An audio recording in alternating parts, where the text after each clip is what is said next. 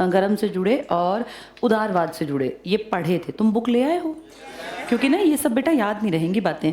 इनके साथ साथ मैंने तुम्हें बताया था, अगर हम क्रांति की बात करें इंडिया में, तो क्रांति भी चरणों में डेवलप हुई है। जैसे सबसे पहला चरण था क्रांति का, जब लाल बाल पाल ने कोशिश की कि हम यूनिटी के साथ 3 लड़के इकट्ठे होके इंडिया के 3 अलग अलग हिस्सों को रिप्रेजेंट करने वाले लड़के, पाल जो थे विपिन चंद्र पाल, ये बंगाल बिहार उड़ीसा की बेल्ट से, बाल गंगाधर तिलक बम्बई की बेल्ट जिसमें गुजरात महाराष्ट्र यूपी एमपी का भी हिस्सा था, और लाला लाजपत राय पंजाब लाहौर और हरियाणा की ज़मीन से जुड़े।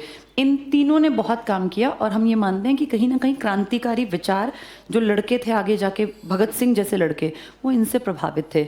हम ये भी जानते हैं कि एक कॉलेज हुआ करता था नेशनल कॉलेज, ये लाहौर में हुआ करता था, और इसके बढ़िया स्टूडेंट्स में भगत सिंह, राजगुरु, सुखदेव का नाम आता है। आज़ाद उस तरीके से नहीं पढ़े लिखे थे, लेकिन आज़ाद भी काबिल बहुत थे। आज़ाद और भगत सिंह में 1 ही साल का गैप था। वो 1906 के हैं, वो 1907 के। और आज़ाद भगत सिंह के चक्कर में ही बचाते बचाते फाइनली, मैंने आपको वो अल्फ्रेड पार्क की कहानी सुनाई थी कि जिस आदमी से विचार नहीं मिले उसके सामने हाथ जोड़ने चले गए कि कुछ भी करके, भाई नाक रगड़ के भी भगत सिंह अगर मरने से बच सकते हैं तो मैं उसके सामने नाक भी रगड़ लूँगा।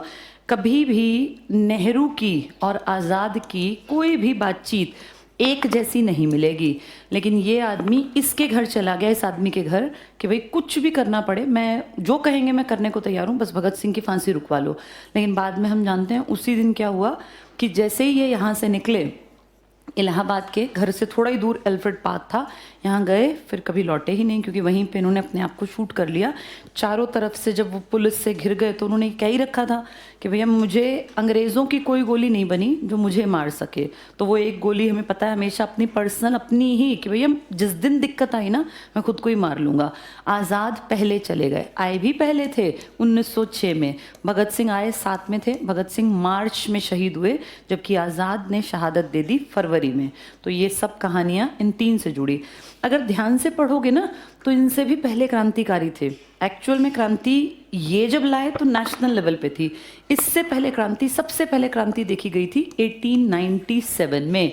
इन लोगों ने जो क्रांति का बिगुल बजाया वो तो 1907 में था ना, जब सूरत में कलेश हुआ और ये अलग हो गए। लेकिन उससे पहले 1897 मतलब 10 साल पहले एक बैकग्राउंड तैयार कर दिया था यंग लड़कों ने, जिनमें चापेकर बंधुओं का नाम लिया जाता है। 3 भाई थे चापेकर, इनमें से 2 बड़े क्रांतिकारी थे, और उनका ये कहना था कि अंग्रेज़ों को मारना पड़े, बाद में बेशक मर जाएं हम, लेकिन मारना पड़ेगा। अंग्रेज़ अधिकारियों के मन में खौफ पैदा करने में चापेकर बंधुओं का सबसे पहला नाम लिया जाता है। ये बंगाल बिहार उड़ीसा की बेल्ट में थे। एक बहुत यंग लड़का था खुदीराम बोस, हाँ ये, प्लस एक और इनके दोस्त थे प्रफुल्ल चाकी।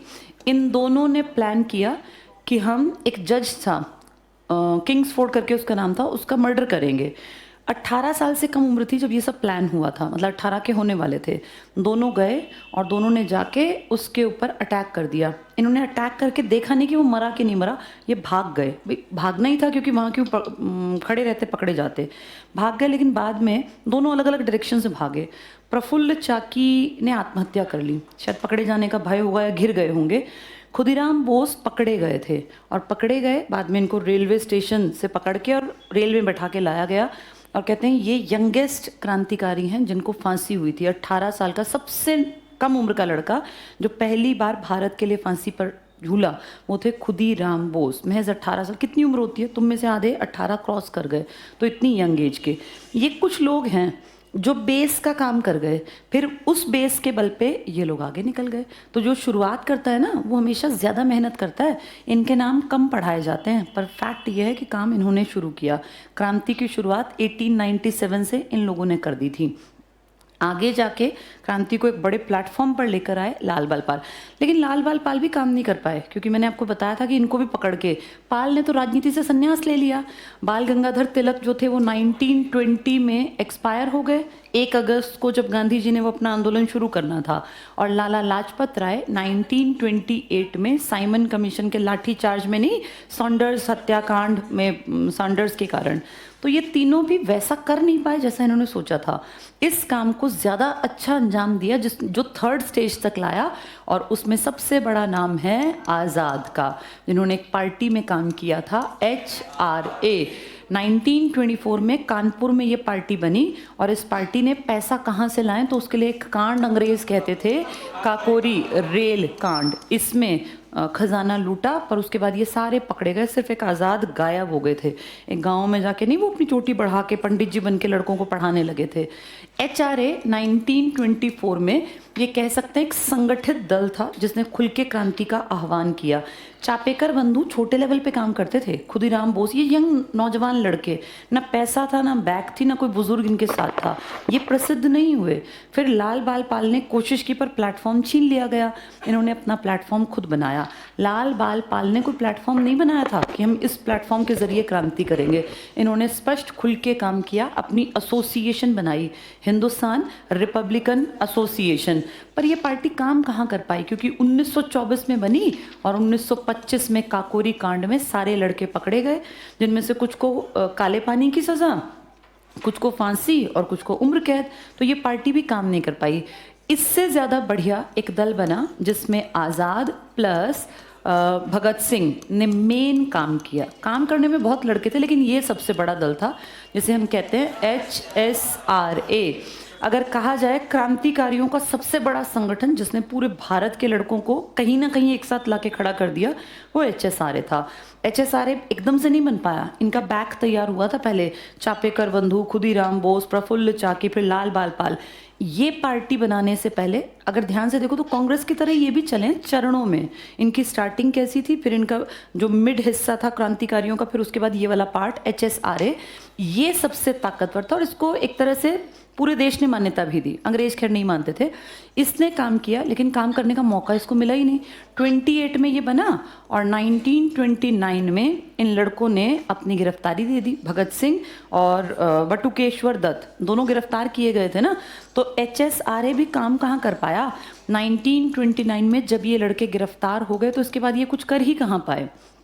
तो ध्यान से देखने पर क्रांति को बहुत ज़्यादा बढ़ावा नहीं मिला, क्रांति के संगठन टिक नहीं पाए, वरना देश का भविष्य बहुत पहले निर्धारित हो जाता। इनके बाद अगर ध्यान से देखें तो कोई विचारों में क्रांति लेकर नहीं आया। हाँ, एक लड़के ने फिर पढ़ लिख कर काम किया था, सुभाष चंद्र बोस। लेकिन सुभाष चंद्र बोस ने तो छत का सहारा भी तो लिया था ना, कि भैया अपनी बात मैं ऐसे किसी संगठन से नहीं बढ़ा पाऊंगा। तो ये तो बहुत एक्टिव मेंबर थे। कौन से ग्रुप के? कांग्रेस। और ये इतने एक्टिव थे कि ये 2 बार अध्यक्ष भी बने, 1938 में और 1939 में। वो अलग बात है कि गांधी के साथ इनका वैचारिक मतभेद हुआ, इन्होंने कांग्रेस का त्याग किया, फिर अपनी फॉरवर्ड ब्लॉक बनाई। लेकिन ध्यान से देखने पर बोस को एक तरह से प्लेटफॉर्म बड़ा मिला था। अगर इनका कंपैरिजन इनके साथ किया जाए तो इनको प्लेटफॉर्म नहीं मिला ना। प्लेटफॉर्म का एक ना एक फ़र्क तो पड़ता है। अब तुम सोचो तुम अपना यूट्यूब चैनल बनाओ पर्सनल, तो कैसे ग्रोथ करेगा? बहुत कम चांसेस हैं।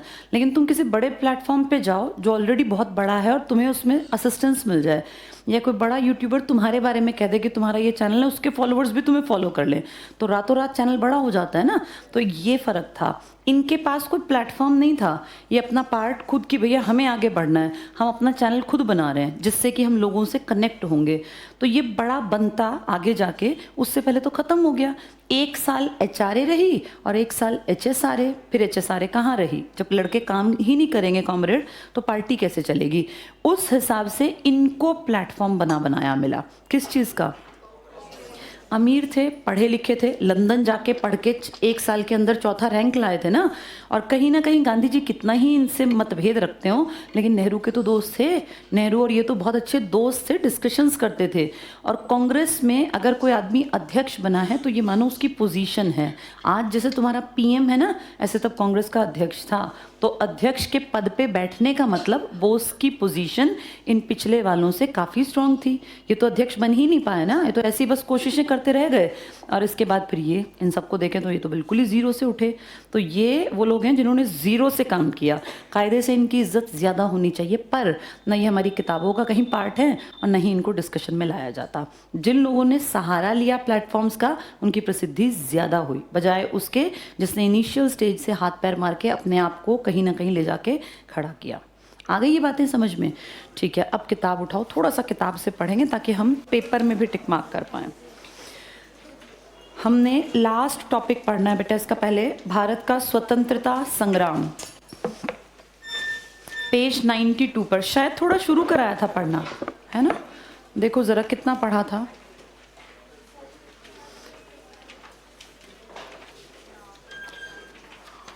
चलो मैं तुम्हें पढ़ाती हूँ पहले ये घटनाएं जो तुम जल्दी समझ पाओगे, फिर पीछे की चीज़ें पढ़ेंगे।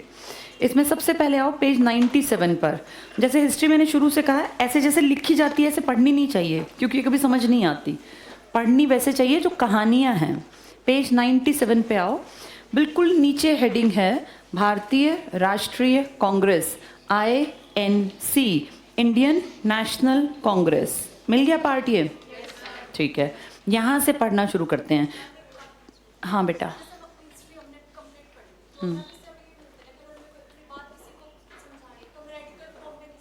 नहीं, रेडिकल्स एक्चुअली बहुत गुस्से वाले होते हैं, वो तुरंत प्रभाव से परिवर्तन चाहते हैं। कभी भी परिवर्तन एकदम आएगा तो नुकसान करेगा।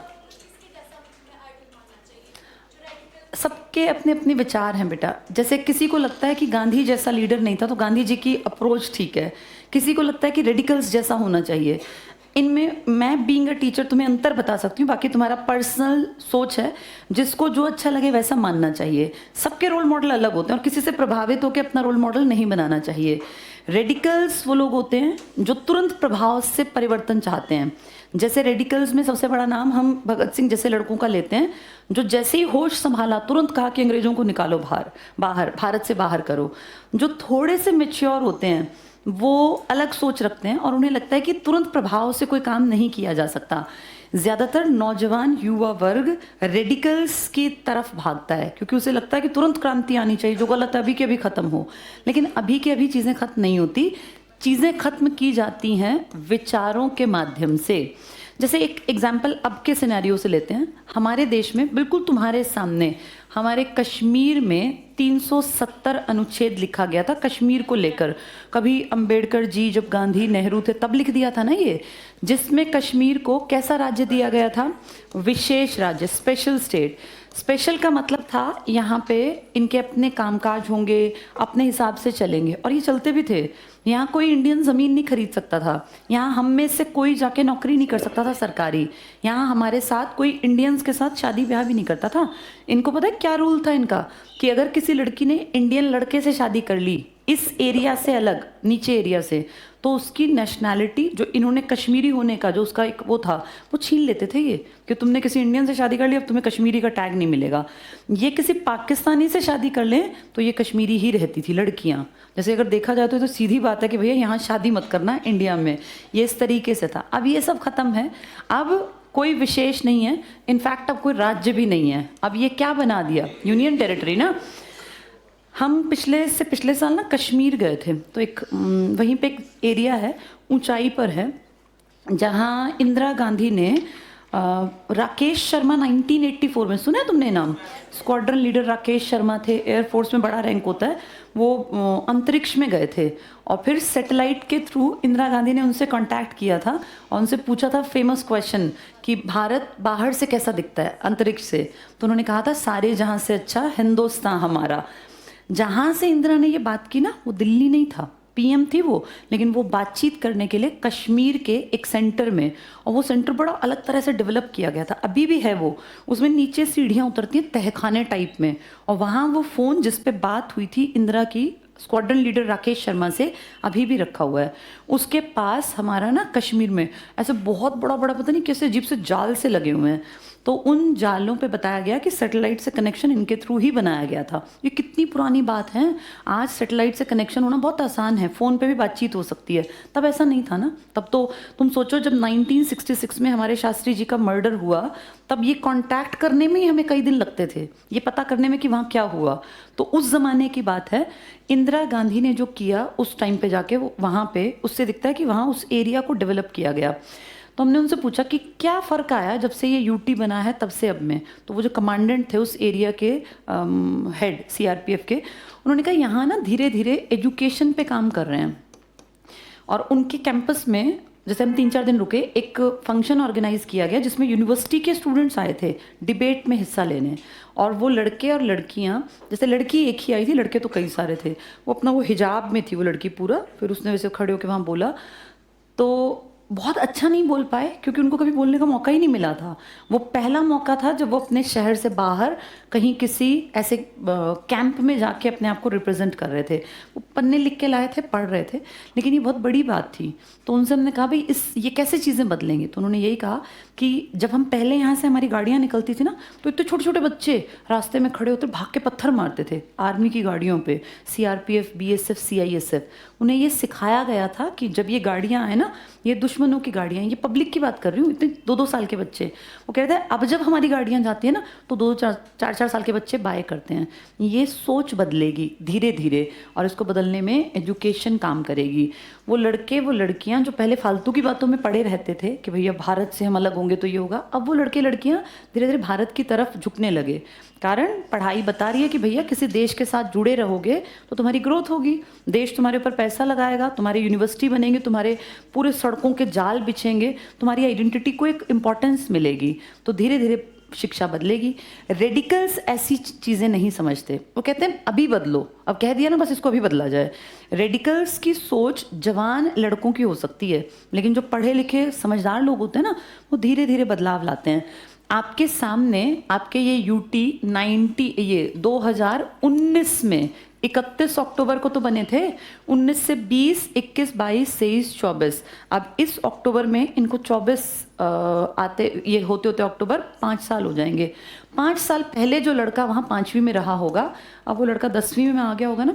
10वीं बच्चे थोड़े जवान हो जाते हैं, तो सोचो सोच बदल गई। अब अगले 5 साल बाद वो लड़का ग्रेजुएशन कर चुका होगा, तो उसकी सोच और बदल जाएगी। धीरे धीरे करके पीढ़ी दर पीढ़ी ये सोच बदलेगी। आप 50 साल के आदमी से एक्सपेक्ट करो वो बदलेगा, नहीं बदलेगा। उसने एक ढर्रा बना लिया, लेकिन जो अगली पीढ़ी आ रही है ना, वो एडजस्ट कर जाएगी और वो सोचेंगे कि इंडिया हमारा है, हमें इंडिया के लिए काम करना है, ये हमारी केयर के लिए हैं, जितने लोग यहाँ डिप्लॉय किए गए हैं। तो ये फ़र्क होता है। एक कुछ लोग होते हैं मैच्योर समझदार, कुछ होते हैं तुरंत प्रभाव से चाहने वाले। तो रेडिकल्स मेरे ख्याल से बहुत जल्दी चीज़ों में बदलाव चाहते हैं, जो किसी भी मैच्योर आदमी की नज़र में पॉसिबल नहीं है। और ऐसे बदलाव लाके ना कुछ दिन बाद लोग फिर धीरे धीरे उनसे कटने लगते हैं। तो भगत सिंह स्टार्टिंग में जब आए तो रेडिकल विचारधारा के थे। आज हम उनकी इज्जत करते हैं और करनी भी चाहिए, लेकिन अगर देखें मैच्योरिटी की बात, तो भगत सिंह से ज़्यादा मैच्योर ही कहलाएंगे गांधी, नेहरू और बाकी सारे लीडर्स, क्योंकि मैच्योरिटी उम्र के भी साथ बढ़ती है बेटा। एक 22 साल के लड़के से तुम सोचो कि वो 50 साल जैसी सोच रखेगा, नहीं रख पाएगा। उम्र बढ़ती है ना, तो अपने आप दिमागी स्तर में परिवर्तन आता है, बदलाव की बातें करते हैं। एक 16 साल का लड़का बाइक को ऐसे भगाता चलेगा टेढ़ा मेढ़ा, उसको अक्ल नहीं है ना कि मेरे पीछे परिवार है। लेकिन एक 42-45 साल का आदमी कभी तुमने देखा ऐसा स्टंट करता बाइक भगाता? नहीं ना, बहुत मैच्योरिटी से बाइक चलाएगा। क्यों? उसको पता है मुझे कुछ हो गया तो मेरी वाइफ और मेरे बच्चों